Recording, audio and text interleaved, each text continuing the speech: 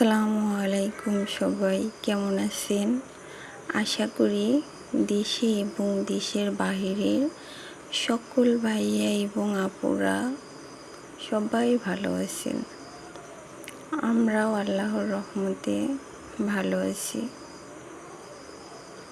আজকে আপনাদের মাঝে নতুন একটা রান্নার ভিডিও নিয়ে হাজির হলাম। আজকে আমি রান্না করব শাপলা ফুলের লতি। এটা একটা বাঙালিয়ান খাবার, বাঙালিরা এটা অনেক পছন্দ করে। এই শাপলার লতিটা খেতে অনেক মজা লাগে আমার কাছে। আর রান্না করব ইলিশ মাছ দিয়ে। ইলিশ মাছ ভেজে রেখে দিয়েছি। এটা দিয়ে কচুরমুখী, আমাদের উত্তরবঙ্গে এটাকে বলে কচুরমুখী, সেটাই রান্না করব। এই যে শাপলা ফুলের লতিগুলো আমি সুন্দর করে বেছে ধুয়ে অনেক সুন্দর করে পরিষ্কার করে রেখেছি।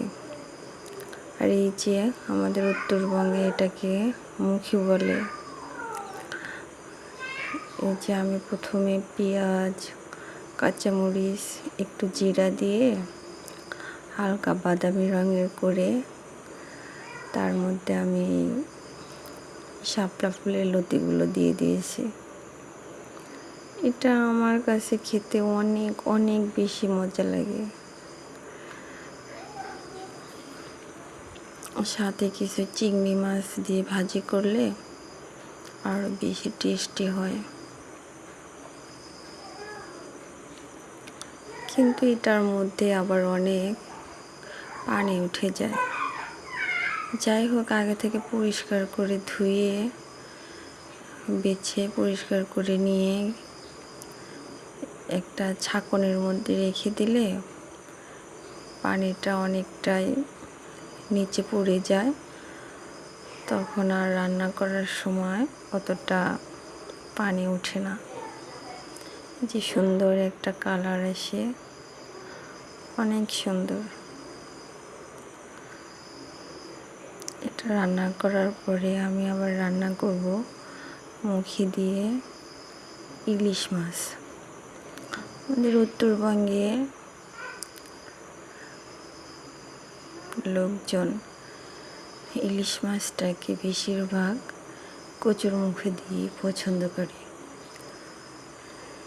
ইলিশ মাছ রান্নার সময় বেশি কিছু একটা মশলা অ্যাড করি না, শুধু একটু পেঁয়াজ বেটে দিয়েছি।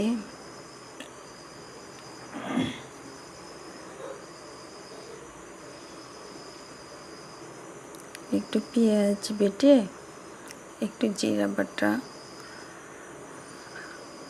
এমনি গুঁড়ো মশলা, এগুলো উপকরণ দিয়ে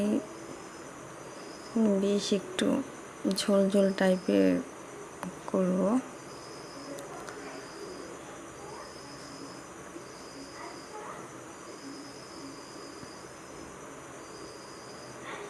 এই মাছটা এইভাবে রান্না করলে আমার কাছে অনেক মজা লাগে। যাই হোক, আপনাদের কাছে যদি বিন্দু পরিমাণ একটু ভালো লেগে থাকে